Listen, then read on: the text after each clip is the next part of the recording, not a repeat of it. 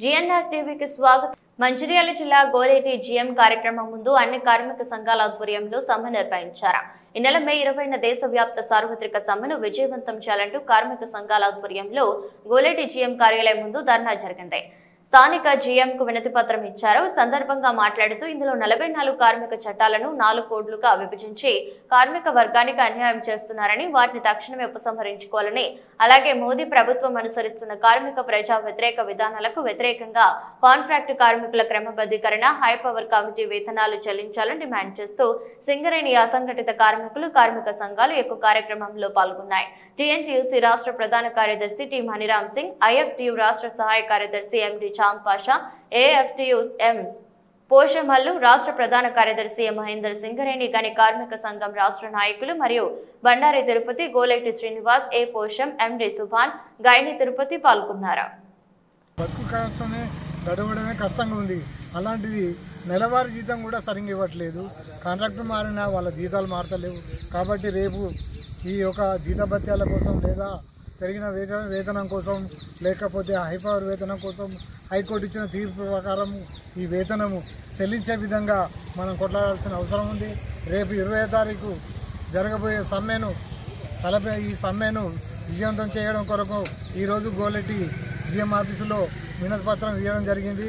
ఈ సమ్మె యొక్క సారాంశాన్ని కార్మికులు, అవుట్సోర్సింగ్, కాంట్రాక్ట్ లేబర్ ఆలోచించి ఇది ఒకరి వరకే కాకుండా ఈరోజు రాష్ట్ర వ్యాప్తంగా సమ్మెలో పాల్గొనాలని ఈ జాయింట్ యాక్షన్ కమిటీ, ఈ కార్మికుల ఐక్య వేదిక పిలుపునిస్తుంది.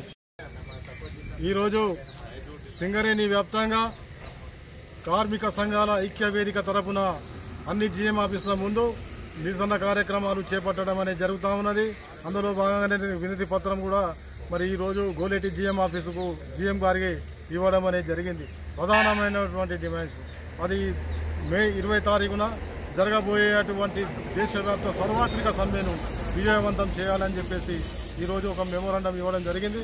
అదేవిధంగా 44 చట్టాలను 4 కోడ్లుగా మార్చి వాటిని మరి కార్మికులకు వాళ్ళ యొక్క హక్కులను కాకుండా వాళ్ళ ఉద్యోగ భద్రత కూడా భద్రత లేకుండా చేసి ఈరోజు వాళ్ళను బజారున పడేసేటువంటి పద్ధతులలో ఈరోజు కేంద్ర ప్రభుత్వము అనుసరిస్తూ ఉన్నది. కాబట్టి ఇప్పటికైనా కానీ మరి ఎల్ఐసి సంస్థలను కానీ, తర్వాత అదేవిధంగా ఎయిర్పోర్టు, రైల్వేలు, మరి జాతీయ పరిశ్రమలు ఏవైతే ఉన్నాయో, జాతీయ బ్యాంకులు ఏవైతే ఉన్నాయో, బొగ్గు పరిశ్రమలు ఏవైతే ఉన్నాయో, ఇవన్నింటినీ కూడా మరి ప్రైవేటీకరణ చేయాలని చెప్పేసి ఈరోజు నరేంద్ర మోడీ ప్రభుత్వం కంకణం కట్టుకున్నది. కాబట్టి దీనిని వెంటనే వాటిని ఉపసంహరించుకొని మరి మా బొగ్గు బ్లాకులు కూడా మా సింగరేణికే కేటాయించాలని చెప్పేసి మేము కోరుతా ఉన్నాం.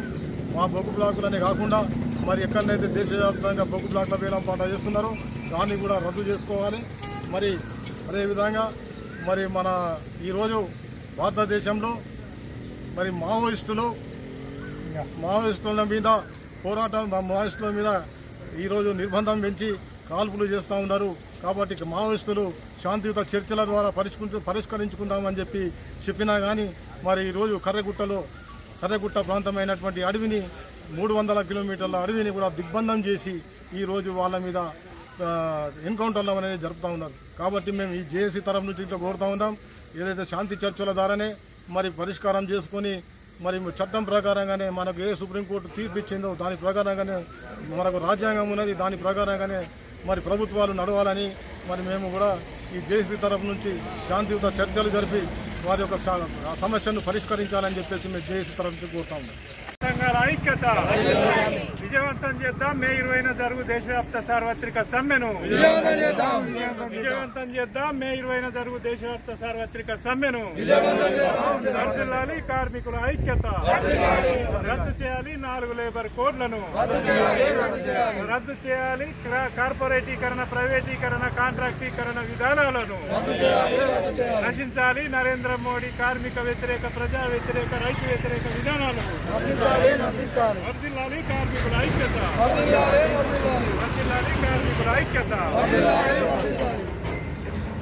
మే 20వ తారీఖున దేశవ్యాప్తంగా 4 లేబర్ కోడ్లకు వ్యతిరేకంగా, కార్పొరేటీకరణ, కాంట్రాక్టీకరణ, ప్రైవేటీకరణలకు వ్యతిరేకంగా, నరేంద్ర మోడీ అనుసరిస్తున్నటువంటి విధానాలకు వ్యతిరేకంగా మే 20వ తారీఖున దేశవ్యాప్తంగా సార్వత్రిక సమ్మె జరుగుతున్నది.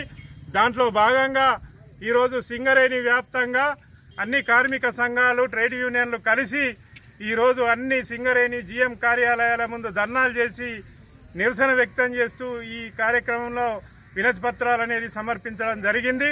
నరేంద్ర మోడీ ప్రభుత్వము కార్మికుల సంక్షేమం పేరు చెప్పుకుంటూ ఒక దిక్కు సబ్కా సాత్ సబ్కా వికాస్ అనుకుంటూ అదానీ అంబానీలకు సేవ చేస్తూ కార్మిక వర్గం స్వాతంత్రానికి ముందు స్వాతంత్రం తర్వాత పోరాడి సాధించుకున్నటువంటి ఏదైతే 29 కార్మిక చట్టాలు ఉన్నాయో వాటిని కార్మికుల్ని కట్టు బానిసలను చేసి కార్పొరేట్ల కాళ్ల కింద అణిచివేసేలా ఈరోజు 4 లేబర్ కోడ్లకు కుదించి ఈ 4 లేబర్ కోడ్ల ద్వారా కార్మికులకు కనీస ఉద్యోగ భద్రత లేకుండా కనీస పని గంటలు లేకుండా పూర్తిగా కార్పొరేట్లకు అప్పగించేటువంటి ఏదైతే వ్యతిరేక విధానాలు ఉన్నాయో ఇవి కార్మిక వర్గానికి ఉరితాళ్ల లాంటివి కనుక వీటిని రద్దు చేయాలని చెప్పి ఇప్పటికే దాదాపు చాలాసార్లు దేశవ్యాప్త సార్వత్రిక సమ్మెలు జరిగినాయి.